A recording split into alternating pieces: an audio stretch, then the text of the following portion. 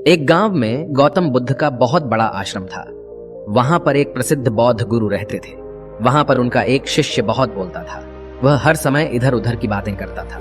जब वह दान लेने के लिए जाता तो हर घर से एक नई कहानी लेकर आता और आश्रम के दूसरे शिष्यों को सुनाता। एक शिष्य की दूसरे से बुराई करता, चुगली करता और दूसरों के सामने अच्छा बनने का प्रयास करता। खुद के मुंह से ही खुद की तारीफ करता रहता और हमेशा ही खुद को गुरु के सामने सबसे बुद्धिमान और उत्तम साबित करने का प्रयास करता।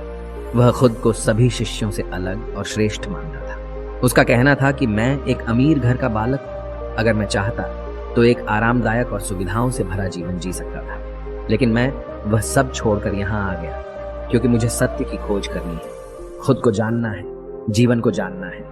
इसीलिए मेरा त्याग तुम सबसे बड़ा है। एक दिन गुरु ने आश्रम के सभी शिष्यों को बुलाकर कहा, आप सभी को अगले 1 महीने के लिए कोई न कोई संकल्प लेना है। इससे आपकी संकल्प शक्ति मजबूत होगी और आप में आत्मशक्ति का संचार होगा।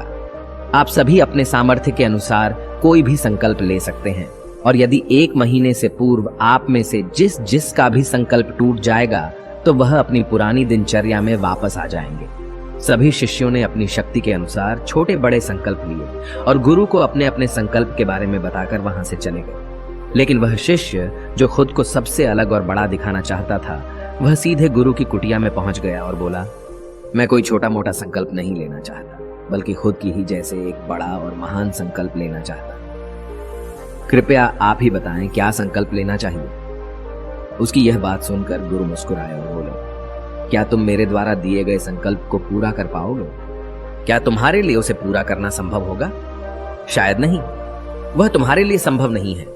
तुम उसे पूरा नहीं कर पाओगे, इसीलिए तुम खुद ही कोई संकल्प ढूंढो। शिष्य ने कहा, नहीं गुरुदेव, आप जो भी संकल्प मुझे देंगे मैं जरूर उसे पूरा करूंगा। गुरु ने कहा, ठीक है, तो तुम अगले 1 महीने तक चुप रहो, मुंह से एक शब्द भी नहीं निकालोगे, यही तुम्हारा संकल्प है। शिष्य ने कहा, गुरुदेव, यह भी कोई संकल्प है?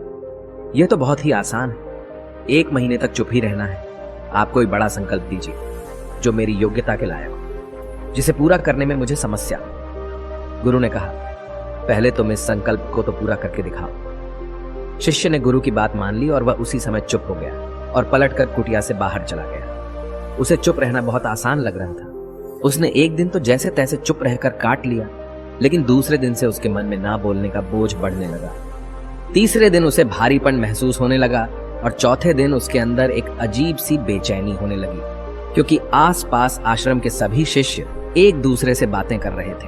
वह भी अपना पक्ष उनके सामने रखना चाहता था, उनकी बोलती बंद कर देना चाहता था, लेकिन उसका संकल्प उसके आड़े आ रहा था। इसीलिए वह पूरे दिन सिर्फ मुंह और आंखें बनाता रहता। इसी तरीके से कुछ दिन और बीते और वह शिष्य बीमार पड़ गया। उसका सिर फटा जा रहा था। उसका खाने पीने तक का मन नहीं कर रहा था। वह सिर्फ बोलना चाहता था। वह गुरु के पास गया और उनके सामने बैठकर लिखकर उन्हें बताया, गुरुदेव, मैं बोलना चाहता हूँ, बिना बोले मुझे सांस नहीं आ रही, मेरा दम घुटता जा रहा है, मैं अंदर ही अंदर पागल हुआ जा रहा हूँ, मैं क्या करूं? संकल्प तोड़ दूं क्या? यह पढ़कर गुरु मुस्कुराए और बोले, संकल्प तो तोड़ने के लिए ही होते हैं, लेकिन जो अपने संकल्प को पूरा कर लेता है वही अपनी आंतरिक शक्ति को बढ़ाता है, और जो अपनी आंतरिक शक्ति को बढ़ा लेता है वह समाज और जागृति की राह पर आगे बढ़ जाता है। संकल्प का लेना भी तुम्हारे हाथ में था और इसे तोड़ना भी तुम्हारे ही हाथ में है। तुम्हारे बहुत से भाई अपने संकल्प को तोड़कर अपनी पुरानी दिनचर्या पर वापस आ चुके हैं। अगर तुमसे नहीं हो पा रहा तो तुम भी संकल्प तोड़कर अपनी पुरानी दिनचर्या पर वापस जा सकते हो। लेकिन याद रहे, अगर आज तुम इस छोटे से संकल्प को नहीं संभाल पा रहे तो तुम अपनी बाकी की पूरी जिंदगी को कैसे संभाल सकोगे? बाकी फैसला पूरी तरह से तुम्हारे हाथों में है। गुरु की यह बात उस शिष्य के दिल में चोट कर गई। वह बिना कुछ बोले वहां से वापस चला गया और खुद को अपनी कुटिया में बंद कर लिया। वह केवल अपने जरूरी कामों के लिए ही कुटिया से बाहर निकलता, बाकी सारे समय कुटिया के अंदर ही बैठा रहता। 15 दिन बीत चुके थे और आश्रम के लगभग सभी शिष्यों का संकल्प अब तक टूट चुका था, लेकिन उसका संकल्प अभी भी जारी था। संकल्प लेने के बाद से अब तक उसने एक शब्द भी नहीं बोला था। सारा आश्रम हैरान था कि इतना बोलने वाला इंसान चुप कैसे हो गया। 15 दिन बीतने के बाद वह दोबारा अपने गुरु के पास गया और लिखकर बताया है, गुरुदेव, मैं बाहर से तो चुप हूं, लेकिन मेरे भीतर बहुत सी आवाजें हैं, बहुत सी चीख पुकार और शिकायतें हैं। मैं अंदर ही अंदर बात करता रहता हूं। मेरा मन तरह तरह के प्रश्न पूछता रहता है। मैं बाहर से जितना मौन हूं, भीतर से उतने ही शोर शराबे से भरा हुआ हूं। क्या इस तरह से मेरा संकल्प अभी भी जारी है? गुरु ने कहा, हां, तुम्हारा संकल्प अभी भी जारी है, लेकिन जब तक लोगों की यह आवाजें तुम्हारे कानों में पड़ती रहेंगी, तुम्हारा मन बोलता रहेगा, क्योंकि इसे तो आदत है बोलने की। तुम भले ही बाहर से चुप रहो, लेकिन तुम अंदर ही अंदर बोलते रहोगे। तुम्हें इन बातों से, इन आवाजों से दूर जाना पड़ेगा। शिष्य गुरु को प्रणाम कर वहां से चला जाता है और सुबह होते ही अपनी कुटिया छोड़कर जंगल की तरफ चला जाता है। कई दिन बीत जाते हैं, संकल्प का समय भी पूरा हो जाता है, लेकिन शिष्य लौटकर नहीं आया। आश्रम में सभी को डर था कि कहीं जंगली जानवर ने उसे खा ना लिया हो। इस बीच उसे ढूंढने की बहुत कोशिश की गई, लेकिन वह कहीं नहीं मिला। सभी गुरु भाइयों ने मान लिया था कि जंगली जानवरों ने उसे अपना शिकार बना लिया है, लेकिन गुरु को ऐसा नहीं लगता था। एक दिन आश्रम का एक अन्य शिष्य गुरु के पास आया और बोला, गुरुदेव, हमारे उस अधिक बोलने वाले भाई के साथ क्या हुआ होगा? क्या जानवर ने उसे मार दिया होगा? गुरु ने कहा, हो सकता है कि जानवरों ने उसे अपना शिकार बना लिया हो, लेकिन उसके न लौटने की एक दूसरी वजह भी हो सकती है। शायद उसे वह मिल गया है जिसके लिए वह गया था। फिर शिष्य ने पूछा, गुरुदेव, क्या ज्यादा बोलना इतना हानिकारक होता है? गुरु ने कहा, इंसान के जीवन के बहुत सारे दुखों में से एक दुख यह भी है कि वह कभी चुप नहीं रह सकता, हमेशा कुछ ना कुछ बोलता ही रहता है। सिर्फ हमारे बोलने के कारण हमारे आधे से ज्यादा दुख पैदा होते हैं। परिवार के अधिकतर झगड़ों की वजह हमारा बेमतलब बोलना ही होता है। हम में से कोई भी चुप नहीं रहना चाहता।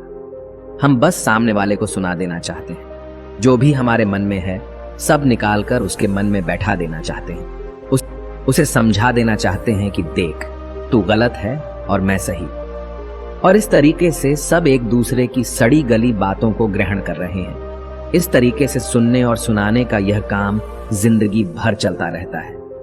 लेकिन इस नासमझी में हम अपना समय, अपना जीवन, अपनी समझ और सबसे महत्वपूर्ण व कीमती पल जो जिए जा सकते हैं, जिनको अनुभव किया जा सकता है, जिनमें आनंद को प्राप्त किया जा सकता है, यह सब खो देते हैं।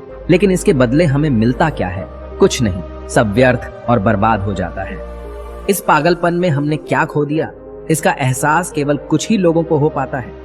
बाकी लोग जैसे उन्हें अपने आने का पता नहीं, वैसे ही उन्हें अपने जाने का भी पता नहीं चल पाता। शिष्य ने कहा, तो फिर इसका समाधान क्या है?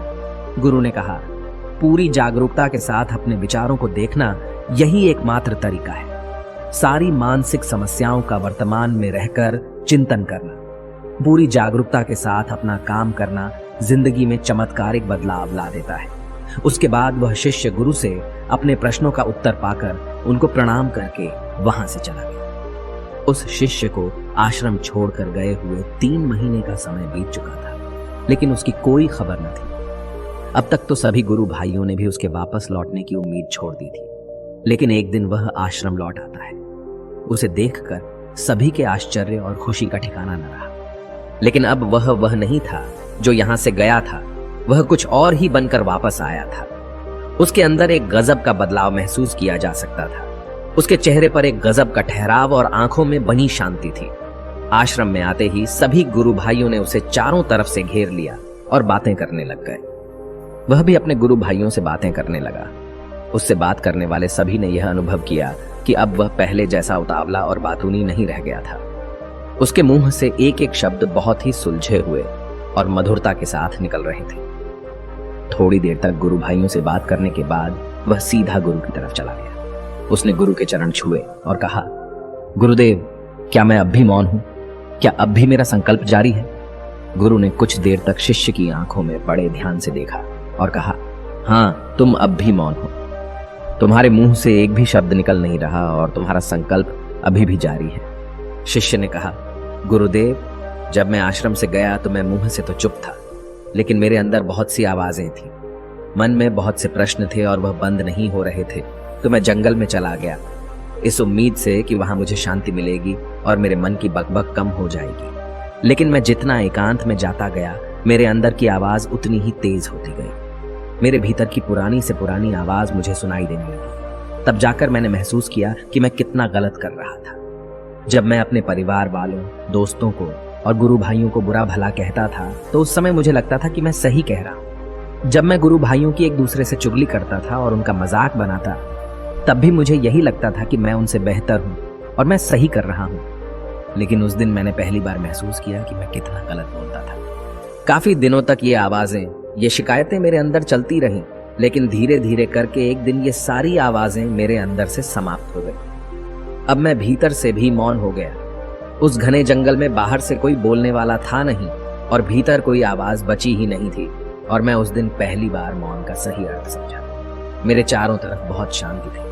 हालांकि अभी भी कुछ आवाजें आ रही थीं जो पहले भी आती थीं, लेकिन मैं उन्हें सुन नहीं पाता था। पर अब वह सभी आवाजें मुझे स्पष्ट रूप से सुनाई दे रही थीं। हवा के चलने की आवाज, चिड़ियों के चहकने की आवाज और पानी के बहने की आवाज। ये सभी आवाजें मैंने पहली बार पूरे होश पूर्वक सुनी। अपने चारों तरफ इतनी शांति मैंने पहले कभी महसूस नहीं की थी। तो इस शांति को भंग करने के लिए मैंने पहली बार अपने मुंह से कोई शब्द निकाला। मैं चिल्लाया, हे ईश्वर, ये कैसी शांति है? सभी कुछ इतना शांत क्यों है? ऐसा क्या हो गया? लेकिन मेरे चिल्लाने के बाद भी शांति भंग नहीं हुई। सब कुछ पहले जितना ही शांत था, बाहर भी और भीतर भी। हे गुरुदेव, मैंने अपने गुरु भाइयों से बात की, मैंने आपसे बात की। मैं बोल रहा हूं, मैं चल रहा हूं, मैं सब कुछ देख रहा हूं, लेकिन मैं अपने भीतर एकदम एकांत में हूं, मौन में हूं, भीड़ में होता हूं, तब भी भीतर से अकेला एकांत में होता हूं। जब मैं खुद में भी शोर करना चाहता हूं, तब भी एकांत में ही होता हूं। अब सब दिखाई पड़ने लगा है, सब सुनाई पड़ने लगा है। गुरु ने कहा, जब तक हम बाहर की तरफ बोलते रहेंगे, भीतर अशांति ही रहेगी। लेकिन जिस दिन हम भीतर की तरफ मुड़ जाएंगे, तब हमारे मुंह से कुछ भी निकलेगा, हम शांत ही रहेंगे। दुनिया में जितनी भी बुराइयां हैं, ज्यादातर हमारे बोलने से ही उत्पन्न होती है, क्योंकि हम चुप रहना नहीं चाहते। हम जितनी जरूरत है उससे कहीं ज्यादा बोलते हैं। हम सामने वाले को सुनना नहीं चाहते, बल्कि उसकी बोलती बंद कर देना चाहते हैं। उसे समझा देना चाहते हैं कि मैं कौन हूं, मैं क्या कर सकता हूं, और यही हमारी जिंदगी का मकसद बनकर रह जाता है। हमारी सारी ऊर्जा व्यर्थ के बोलने में बर्बाद होती रहती है। ऐसे ही समाज में लोगों का जीवन दुखों से भर जाता है, जो हमेशा एक दूसरे को सुनाने में लगे रहते हैं। कभी एक दूसरे को सुनना नहीं चाहते, समझना नहीं चाहते, और चुप रहना तो उन्होंने कभी सीखा ही नहीं, क्योंकि चुप रहना उन्हें छोटा महसूस करवाता है। दुनिया की सभी लड़ाइयों का कारण हमारा बोलना ही है। इसीलिए हमें सिर्फ उतना ही बोलना चाहिए जितना जरूरी हो, क्योंकि व्यर्थ का बोलना ऊर्जा को नष्ट करना है, और यह बोलना ही हमें कभी अपने भीतर की ओर लौटने नहीं देता, क्योंकि यह हमें बाहर की ओर खींचकर रखता है, और बाहर है ही क्या इस संसार के अलावा। लेकिन अगर अपने भीतर के संसार की ओर मोड़ना है तो इस मुंह को बंद ही रखना चाहिए। इसीलिए जितने भी बुद्ध हुए, आत्मज्ञानी हुए, वह सभी एकांत की ओर भागे, ताकि उन्हें ज्यादा न बोलना पड़े, ज्यादा सुनना न पड़े। वह एकांत में रहे और शांत रहे, इसीलिए आसानी से भीतर की यात्रा कर पाए। लेकिन अगर कोई चाहे तो इस संसार में रहकर भी एकांत में रह सकता है, शांत रह सकता है, लेकिन इसके लिए उन्हें अपनी ऊर्जा बचानी होगी, जिसे वह अब तक अपने व्यर्थ के शब्दों में बर्बाद कर रहे थे। दोस्तों, इस कहानी की सीख यही है कि व्यर्थ का बोलना ऊर्जा को नष्ट करना है। ज्यादा और व्यर्थ बोलना ही हमें अपने भीतर की ओर लौटने नहीं देता, क्योंकि यह हमें बाहर की ओर झुकाए रखता है, और जिन्हें भीतर की यात्रा करनी है उन्हें अपने मुंह को बंद ही रखना चाहिए। मुझे उम्मीद है कि आपको यह कहानी पसंद आई होगी और काफी कुछ सीखने को मिला होगा। कहानी के बारे में अपने विचार आप हमें नीचे कमेंट बॉक्स में कमेंट करके बता सकते हैं। जाने से पहले वीडियो को लाइक करें और चैनल को सब्सक्राइब जरूर करें। नमो बुद्धाय।